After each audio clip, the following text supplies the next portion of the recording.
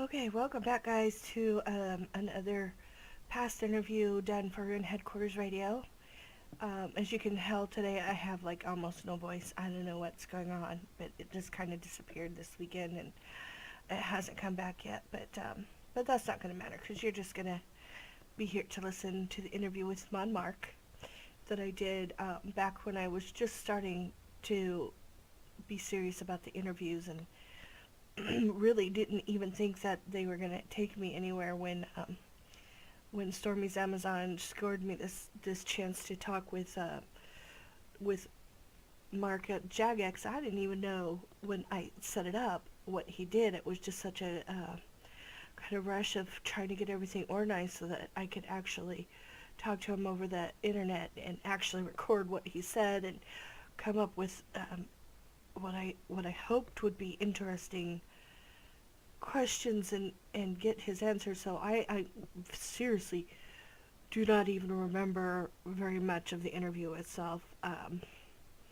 So I hope you guys enjoy. It is hella long, which means that it's going to take me forever to upload, but that's my problem. That's not yours. Enjoy. And while he's talking, I will be doing my Slayer tasks, and we'll see how far I can get during his interview.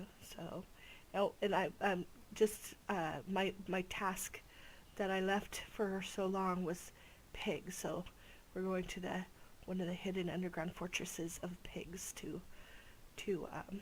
slay pigs until my task is finished. Shoot, I might just have to run to the bank real quick and get a Slayer gem. Anyway, let's get this party rolling for you guys. I'll work out the issues with myself. Ta-ta! Hello, everybody. This is Kitty Hawk on Rune Headquarters Radio, and bringing you another interview. Would you like to introduce yourself? Hi, my name is Mod Mark, and I'm the lead designer for RuneScape, which I know you all love, almost as much as me. And I've been with Jagex for 7 years. And can you tell us a little bit about what you do with Jagex? Okay, so yeah, my main responsibility is as the lead designer for RuneScape. And what that basically means is I think about RuneScape in years, really. So I have a look at what kind of content we want to release within a year. You know, how many quests, what sort of skill updates we want to work on, what levels we want to target, what sort of players we want to be catering for, whether we want to introduce any new types of players to the game, whether or not we're aware that there are any sorts of players who we think that we're losing because of updates that we're making. Then what I'll do is I'll take each of those updates individually and I'll create something called a core aims document, and that will talk about the amount of development time we want each project to have, and then also how much graphic time they're going to get, what sort of areas of the game we want them to focus on. So for example, a quest core aim document might say something like, okay, I want it to have a farming level between 60 and 70. I want it to be a sequel to, let's say, Back to My Roots, sorry, that's the name of that quest. So yeah, if I wanted to have a sequel for that quest, we'd look at the levels of the quest and then we'd work on a core aims document that just ironed out all of the things that we needed to have from that piece of content. Then I'll take that core aims document to a developer and I'll work through the document with them, and then they'll go away for a few days and have a think about what they want to do and how they're going to interpret those core aims. Then I'll work with that developer on that concept document, turn that concept document into a design brief, work with the developer on implementing the design brief, playing through the content at the end of it, deciding if it's the kind of thing that we want, work with QA on making sure that we're testing it in the right way, and then I get to do the nice thing, which is, you know, take most of the glory for the update. But genuinely speaking, what I do is very much involved at the beginning of a project and at the end, but the developer does all the real work. So I'm a bit like a manager for a football team, or, you know, like a baseball team or something like that. I'm not actually out on the field doing the work. I just get to make the decisions before the players go out onto the field, and also get to talk to the interviewers at the end of it. Sorry, that was probably a bit of a 5-minute conscious line of thought, but that's the way I work. Is it safe to say that for things like the recent Constitution update, that you already have some things planned that will take advantage of the differences that you've made in that skill? It's definitely fair to say that, yeah. My producer, Mod Fetsky, he's been quite keen on that kind of mechanic for a while. So we've talked about ideas and different ways we could interpret it. Honestly, I knew that I was making a big change to the game, so I don't want to immediately start putting out things out there to do with constitution and life points before I feel that my player base has totally understood what we've tried to do to it. And I know there's been a lot of discussions with the players in the last couple of weeks about our motivations behind why we did it, and I don't really want to talk too much about that anymore. But I do want to say that I'm not about to make any more radical changes to the way that skill works, or indeed the way life points work, because it's not fair of me to assume that all of my players understand it completely. So I want to make sure that a good few months have passed so that everyone really understands what's going on with it before I start doing anything strange with Constitution. But you are right, I do have some big plans, and I do have a couple of core aims documents already written which specifically target Constitution for kind of crazy ideas for updates. Sounds good. When did you decide that this was the kind of job that you wanted to seek out? Well, I've actually been involved with the games industry for quite a long time. I started working for a company called TSR, who make Dungeons and Dragons, and that was a while ago, and I was involved with helping them come up with different ideas to do with role-playing updates and things like that. And I've been a role player all my life. I've always been a storyteller. I've always been playing board games. I'm actually into board games and storytelling a long time before computer games. So I always knew that the games industry was the industry that I wanted to get involved with. But originally I was very much involved with pen and paper role-playing games and board game design rather than computer games. So when did you make the switch to computer game? It was 7 years ago when I joined Jagex. I worked for a variety of different parts of the games industry. I've done event organising, I've done battle reenactment festivals, I've designed board games, I've done corporate entertainment, when you sort of go and take a load of managers and, put them on an island and give them a canoe and, tell them to survive for a few days and give them challenges about, crossing rivers and those kind of things. That for me is all part of the games industry. I've always been into computer games, a really massive console gamer, and really have always liked multiplayer environments, but hadn't really had anything to do with the computer games industry before I joined Jagex. So what is your personal favorite video game besides RuneScape? That's a tough question, that one. I'm a retro gamer. I really like old school games. My first computer system was an Acorn Electron, and that was a kind of associated with BBC Micros and things like that back in the early 80s. I kind of got interested in trying to code and script and things back then. So a lot of the games that I like, very low res graphics, and are all about gameplay rather than trying to blow the mind of the person that's watching it. So actually my favourite game of all time is a game called Laser Squad, which was out on Commodore 64. It's interesting, the company who own that have tried to turn it into a kind of turn-based strategy game. I'm not sure it kind of works. I'm not really sure that it still has that kind of joy that I felt when I was playing it, back in the day with my mate. And we used to take it in turns to have a go on the computer, and we wouldn't let each other look at the screen or anything like that. It was amazing, and I loved Laser Squad. So yeah, I'd say that was one of my favourites. Games like Final Fantasy VII. People always talk about them being sort of pinnacles of the industry. I really like the Final Fantasy series, but actually I'm a massive fan of sort of Final Fantasy 2 and 3, although 7's pretty cool. What other stuff do I like? So at the moment I'm playing Heavy Rain on my PS3. That is absolutely stunning, and I think is probably going to make it into like my top 5 games of all time, because they're really trying to combine storytelling with computer games playing, which is something I try to do all the time with RuneScape with our quests, and things like Heavy Rain I really like. Also playing Mass Effect 2 at the moment on my Xbox, which is again an absolutely fantastic game. Any games really that look at storytelling as one of the most important aspects of the game are things that I'm really interested in. But also I'm really passionate about board games. I have a collection of about 250, 300 board games that expand over, I've got stuff in my parents' house from years ago, I've got stuff in my loft, I've got a whole room which is just sort of dedicated to playing games really. So I think probably my favourite game of all time is Sorcerer's Cave.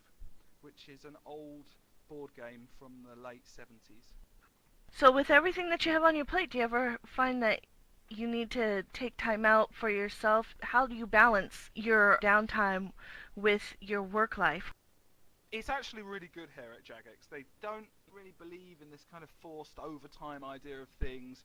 Although, we've got some projects on the go at the moment which we're really, chucking a lot of development time at. We really do try and have this culture here that when you shut the door, you leave your job behind you.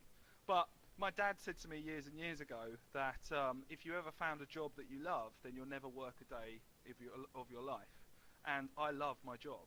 So I don't mind taking a little bit of games design ideas or concepts but home with me that I'm thinking about, because I've just got one of those brains that just always has got some kind of game idea at the back somewhere. I'm always thinking about something strange. Like, for example, I looked on Yahoo today and there was this big article about this giant beetle that was from the British Natural History Museum. And this big beetle they discovered, they thought that it had just sort of been found dead or something like that, but they actually discovered that it had all these bullet wounds in it, which meant that someone had shot it. And then they realised that these bullet wounds were kind of on the top of the beetle, which meant that the beetle must have been doing some kind of incredible aerial acrobatics at the point that it was shot. And when I was reading this, all I kept thinking was, oh, that's a beetle. That's linked to the scarab family of beetles. Oh, I've got some quests about scarabs in my game. Oh, I wonder if I could talk to my art department about coming up with some kind of a giant beetle idea that flew around in the sky. Oh, I wonder if I could incorporate that into my next desert quest. Those are the kind of things that I think about all the time. And so, actually, taking a little bit of work home with me works quite well. So a giant flying beetle might be our next Slayer monster. Maybe, yeah, maybe. It's interesting that quite a lot of the time my crazy ideas I'll go to graphics with and they'll say, well, how do you expect us to do that? Flying things in the air. I mean, we've got our AVNSs in the God Wars dungeon, and we're trying to suggest that they're flying creatures, which is the whole reason why you can't, hit them with little melee weapons. But not all players understand that, because there isn't really enough of a height difference between the creature in the air and the player on the floor. So although I might really want to have some big giant flying beetles, graphics might not be able to do that for me. So with the way that they've had to modify the game with, and I'm sorry that I have not been able to check out this monster yet, so I'm not entirely sure what I'm talking about, but Strikeworms, for example, because I know that there is kind of a little bit of a ceiling and a floor in RuneScape, that things can only go so high or so low, but is that kind of trying to break that wall a little bit? Yeah, that's a really good question. It's weird because I can have things emerge out of the ground, but it's difficult to have them disappear into the sky. We are doing a lot at the moment with our graphics. I mean, you can see over the last couple of years, especially with the sort of whole HD thing, the idea of, better quality graphics for RuneScape is something that we're working on all the time, and the art department are constantly talking to the game engine team about finding new ways to make things look cool. And yeah, you're right, the Strikeworm is a good example of us working with the game engine team and seeing what kind of flexibility we can have. But we have had things sort of appearing out of the ground before. I think in my Blood Altar dungeon that we unleashed, we had these crawling hands that kind of ripped out of the ground. So, but they were much smaller, and I certainly agree that the Strikeworms are without doubt some of the most impressive graphics we've got in the game at the moment. So, yeah, who knows? Maybe I'll go to graphics and talk to them about my crazy flying insect idea, and they'll say, yeah, we can do that, but I really don't know.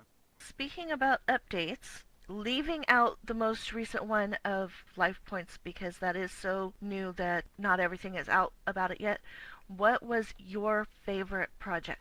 I've spent a couple of days thinking about that question. I'm going to give you a really cheesy answer. I think for me, the best project I've ever worked on here at Jagex is building the team that I have. When I first got involved with the content department, we always had a very good team, but it was quite a small team, and I've helped build that team up from from a handful of people to an army of people that we have now. And I've been involved with hiring and interviewing all of those different people, And I feel very proud when I sit back and I look at the team of people that I have and the quality of the products that we can produce now. It just gets better and better and better every year. So I know that's not really answering your question, but for me, projects aren't just the updates that you see in the game. You know, they're the different things that we do here for the company. You know, they're the pantos that we write for our Christmas parties and things like that. Those are the things that I have the most success and the most joy over, and those are the projects which I'm most proud of. Now I'll give you the less cheesy answer. I think that things like Nomad's Requiem, which we released quite recently, although again has been quite controversial, I'm really proud of it as a piece of content. I think it really challenges players in the way that we feel that they should be challenged on the higher levels. And although it doesn't have the most engaging storyline in the world, there are other quests which you can go and do if that's what you want. I think that it was a bold step to make something like Nomad's Requiem, and I'm very proud that we did so. Other projects that I'm really proud of are things like summoning. We had some really amazing ideas with summoning, and I think in a way we got so carried away with those ideas we lost our way a little, and it meant that some of the creatures that we released initially just weren't quite right. I'm really proud of the way that we managed to turn that round, and that the second launch of summoning that we had with our other creatures and the kind of rework of the ones that we'd already launched seemed to go down really, really well. And I really like the fact that most people seem to feel that if they're going to go out and chop some trees, that they want to take a little woodcutting beaver with them, or if they're going to go and do a bit of fishing, and obviously on the members world, they're going to take a little ibis or a lobster or something like that with them. I really like that, and I feel really proud every time I'm playing the game when I see a little summoning creature walk past, particularly with the kind of raw cosmetic aspect of it as well, in that you can just have pets for fun. So it means that it was a real update where I felt like I was really giving an update for everybody in the game. It meant that there was something in the skill for every single member of my player base, and that's something I'm very proud of, because it's very rare that I can make an update that everybody likes, apart from maybe giving you a couple of extra rows of bank space, which generally everybody like. But, I couldn't really be proud about an update of a couple of rows of bank space. I'm going to be proud about those things where I've worked with a team who really, really think really carefully about the way that the players are going to respond to the update. So yeah, I think something like summoning, cats and things like that, and the whole kind of pet aspect of RuneScape is something that I'm quite proud of. Well, actually, bringing up pets and summoning brings up an issue that I had with summoning with pets that I'm going to bring out for a reason. When pets were first brought out, now I have to interrupt myself here real quick. Obviously, I'm very much into cats, and I love cats, and I love everything about cats in RuneScape. I think That's I can awesome. say that without. I made the cat. I think I can say that without reservation. I love everything about the cats. My pet peeve about any other pets in summoning is that they're not interactive. There is nothing you can do to interact with them. Cats you can pet, you can play with, you can, talk to. You can talk to any pet. I do understand that. But I have long thought that pets in RuneScape should have some interaction, even if it's as simple as petting them. Something you can do with them besides just talking. Something that makes it obvious that it's a pet. Now, when I first brought this up on Rune Headquarters, and I said publicly, I am boycotting all pets of any kind in RuneScape until they make them interactive, except cat. The reaction I got from everybody was, are you quitting? Because, of course, with every update that somebody feels passionately about in a negative way, people think that, Riot's boycotting, quitting. Are you ever surprised at this intense reaction with any update for RuneScape that you have? I think something that everyone has to remember is any person, any human being who has invested a fair portion of effort into something is going to care about it very deeply. So any player who's invested, more than a couple of hours on their character are going to feel like that they're owed something, and that investment of their time means that the thing that they have should never change unless they want it to change. And that means that people often react quite aggressively to an update, and quite often they'll shout, that they're going to go off and riot and they're going to go and quit. Personally, I don't see a lot of value in that. If I had something that I wanted to tell Jagex, then I would do so in the most constructive way that I could. I would try and explain what the problem was, the reason why I didn't like it, and what I thought those solutions would be. It's a shame that the general feedback that I get from a player, rather than going to that effort, will be as you describe. Oh, if you don't change it, I'm going to quit. What I really need is, why are you going to quit? What is it that you don't like about it? What else do you think we could have done? Do you understand why I had to make those changes? So I understand that people are very passionate about something that they've invested their time in, but equally, sometimes we're making these changes for a greater good. You know, we have to think about all of our players. So let's take the example of summoning pets. So when it was just a cat, and when it was something specifically associated with quests, when it was something that was like an extra reward for doing, you know, those kind of cool little cosmetic rewards that we do with quests, that's all the cats were to start with. And then when we came up with summoning, we had a lot of ideas to do with pets, and it seemed very odd that we would have cats work on a completely different system to the way that the pets in summoning would work. Equally, I knew that I couldn't afford the graphics time to put special animations on every one of those pets. I have a choice whereby I could say, they're going to say to me, okay Mark, do you want like 30 new pets? Or do you want 5 new pets that have got petting animations, have got little toys that they can chase around? And the call that I made then was, I want pets, because I want a variety in the game. I don't want to see the same 5 pets walking around everywhere. I want to see a variety. I want to reward players. I want to say, well done for leveling up your summoning. I'm going to let you have a little pet dragon now, or something like that. But the downside of that is I make the conscious choice that I'm not going to have them all have special animations and things like that. On the other side of things, if ever I did a special quest for, like, let's say the pet squirrels in the game, if ever I did a special squirrel quest, then I'd probably unlock a special reward that meant that I could get a new, you know, a slightly different squirrel graphic, or I could pet a squirrel, or I could ask a squirrel to go off and run up a tree or something like that. If I ever did extra quests specific to certain pets, just like I did with the cats, then I think that I would unlock those kind of things. But when it's just a sort of update and there's no XP rewards and things like that, it's quite a difficult update to sell to the majority of my players. So I agree with you completely. I love cats, I like the pet system, but I can't afford to spend all of my resources. It's not a matter of money, it's a matter of hours. It's about how you decide your artists are going to spend their day.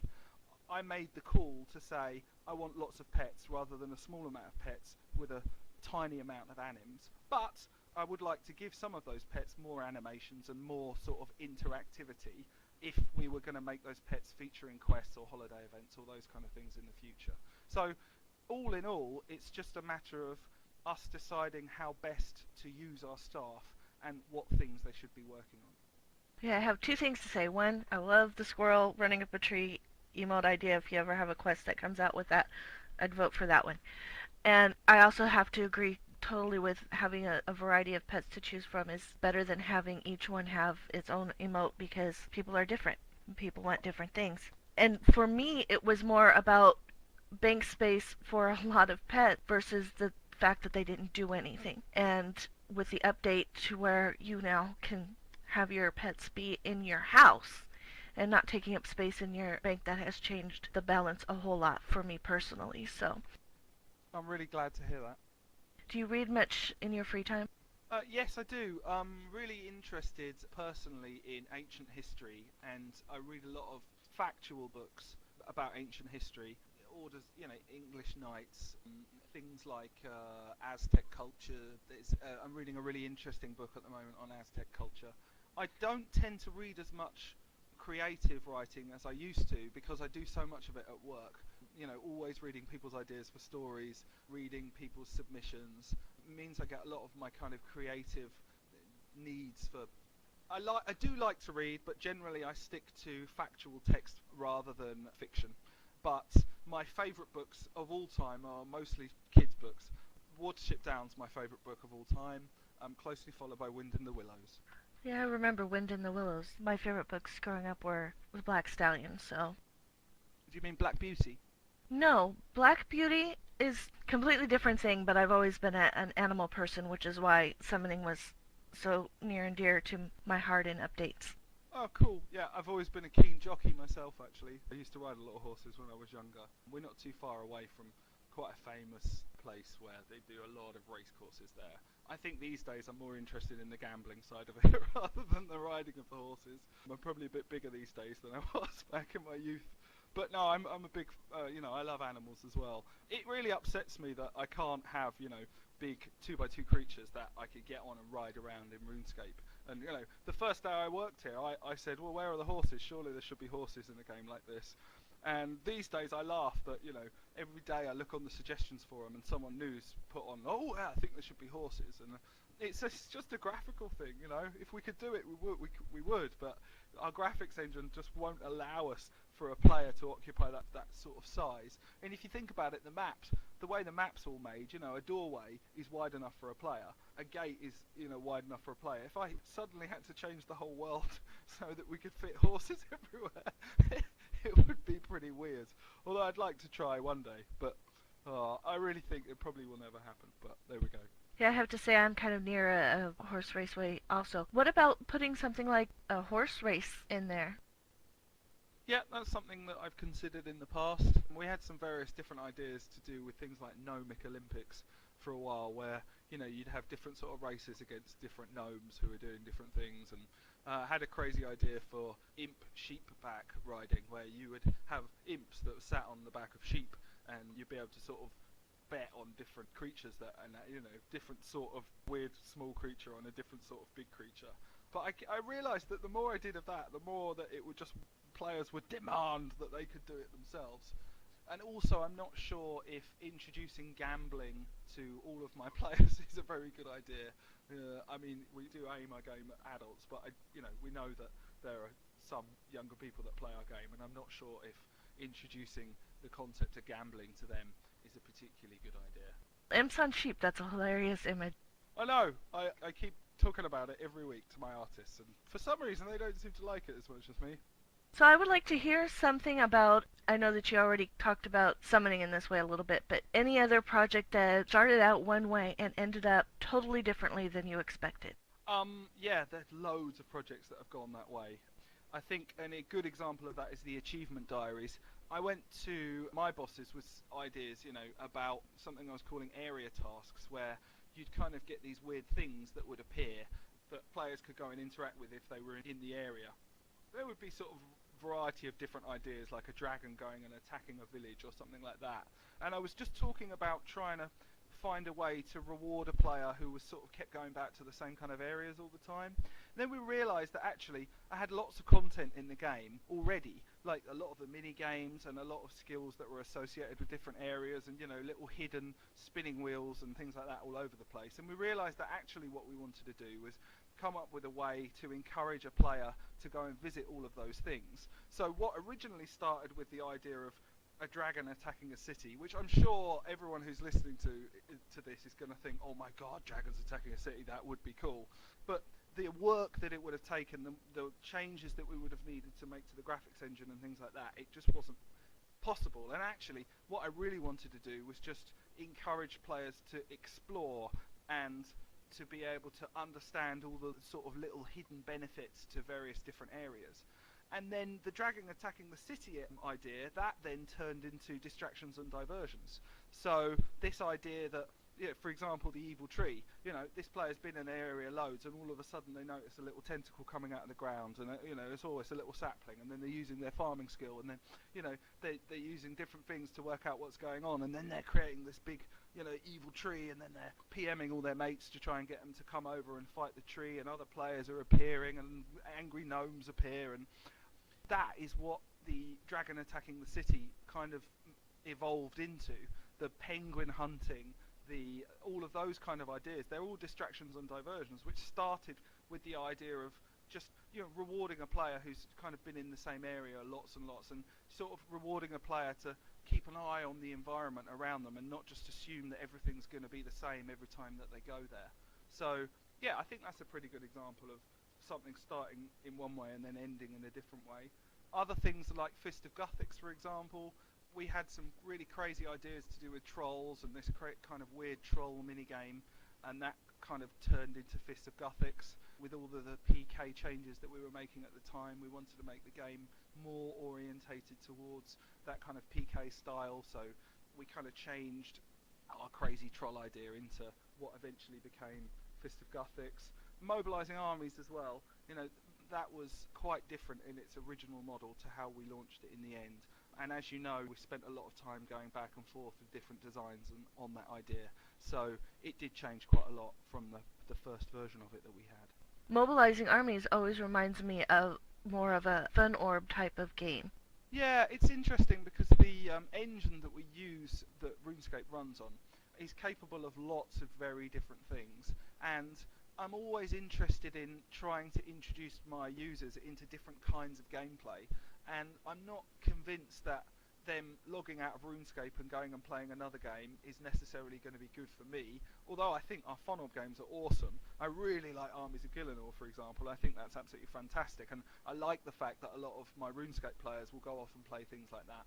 But I think mobilizing armies, we were really trying to use the RuneScape engine to give the player the ability to control lots of troops. I wanted to put this kind of idea in where you would be able to do troop movements and troop manipulation, and I knew that we could do it with the RuneScape engine. In hindsight, I think maybe we were too experimental.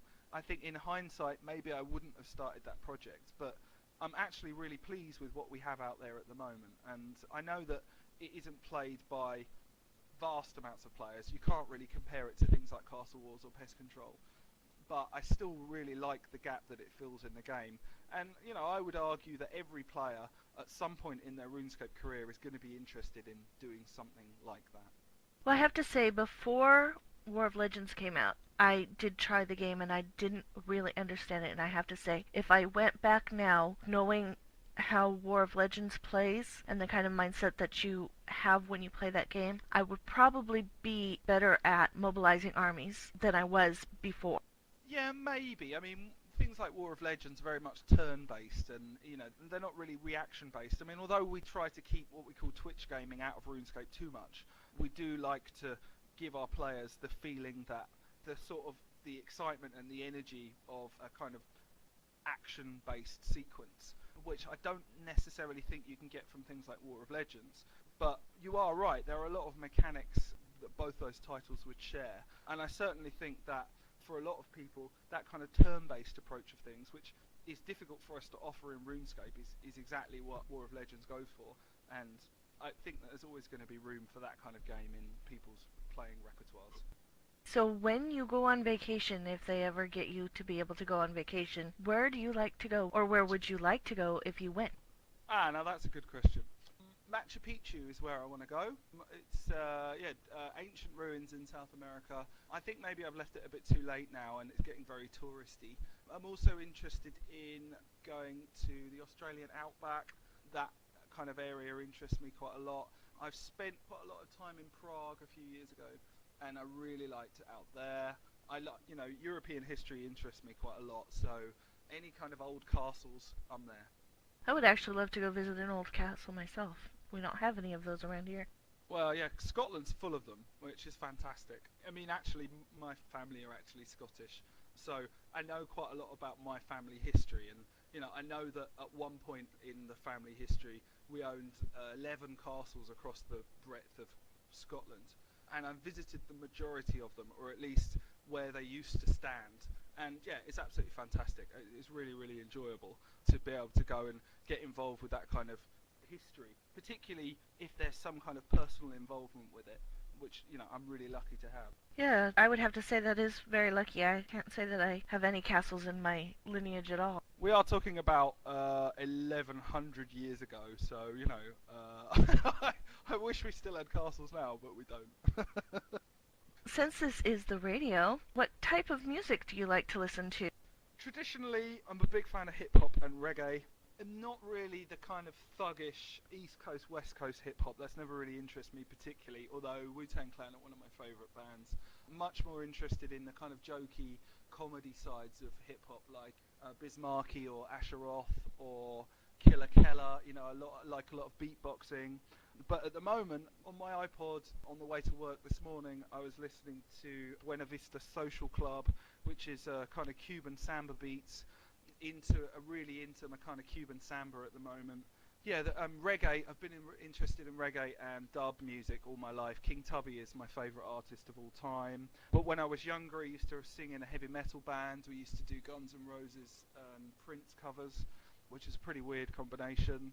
I'm also really into show tunes. I'm really into my amateur dramatics.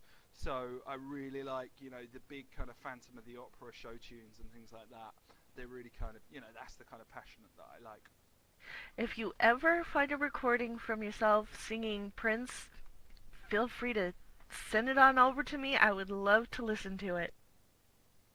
Yeah, I'm not quite sure that I'm ready for a rendition of Purple Rain today, but, you know, Starfish and Coffee was one of my all-time favourite songs.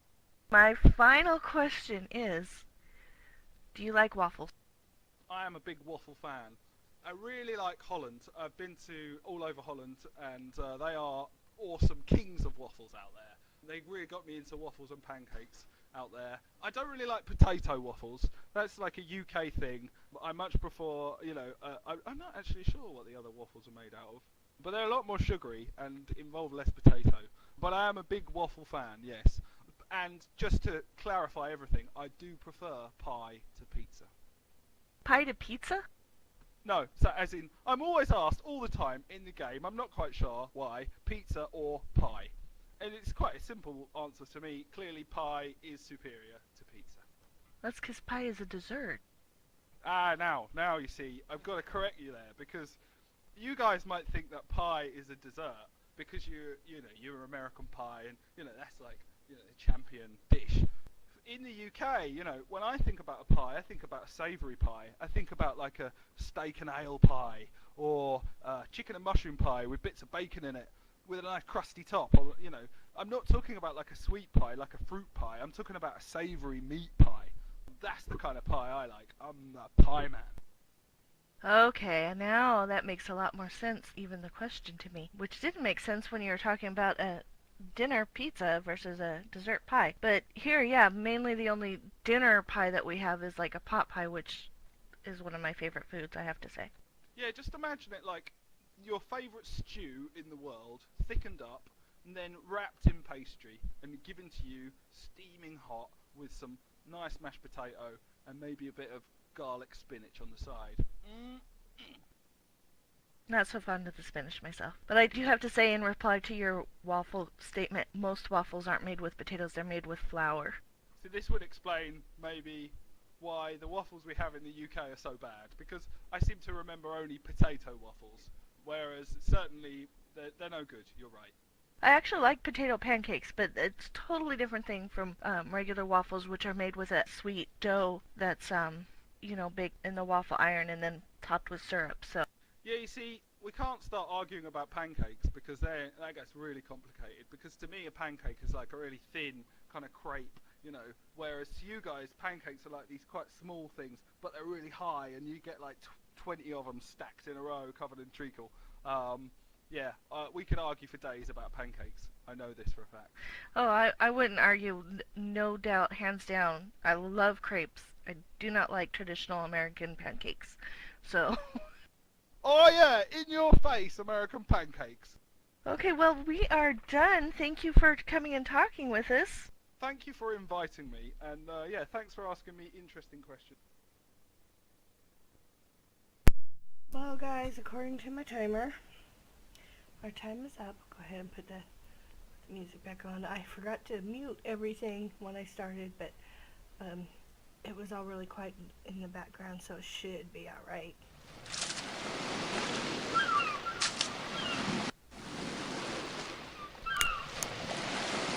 Oh, loud now. I don't know what's...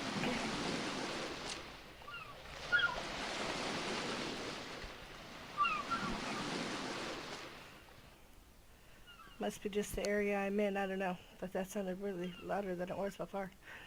Anyway, so a couple things happened in the background of that recording. um, I I was trying to get a new Slayer assignment, and he was telling me that, of course, I have leveled a lot since he gave me the pig assignment, because I was doing all kinds of other things trying to get the pig quest down. And so he was telling me that I could go to, I think it's pronounced Makizna or Mishinsna or something, I don't know, the Slayer Master in Canifis. But I haven't unlocked Canifis yet, so I was trying to avoid that. I was like, no, you just give me a quest, or you just give me a task. And he gave me Crawling Hands. And Crawling Hands, as far as I know, the only place to find Crawling Hands is in Canifis. So apparently I'm gonna have to do that quest next. But yeah, we'll wait to do any quests until my throat's a little bit better, because I like voicing it for you guys when there is no voice. I think it's easier to get into the quest when you imagine it, um, like you would hear it if you were participating. You know, you would experience it as people would speak. You wouldn't have to read it. Now, I'm fortunate enough that I read that way. When I read, I hear it. I don't see it. And people who don't read well are not going to understand what I mean by that. But everybody who's a good reader can identify with me, I'm sure, on that. But if you're a slower reader, if reading's not your thing, you're not going to understand what I mean. But you guys can just come along with me in my quests, and I'll do the voices for you. I don't mind. It's kind of fun. Anyway, I'm going to shut up now, get off of here, rest my voice a little bit more, and hopefully it'll come back. And I hope you enjoyed listening to Mon Mark the very first time I ever got to talk to him. He's a very fascinating guy, and that's why I ended up with a 30-minute interview with him. 35-minute interview with him. So, until next time, I had told somebody I was going to be putting up my interview I did with Draven, one of Rune Headquarters founders, and I do still intend to put that one up at some point, so that should be fun too. I will get that going, but let's get this one posted for you guys to enjoy, and I will see you later. Bye-bye.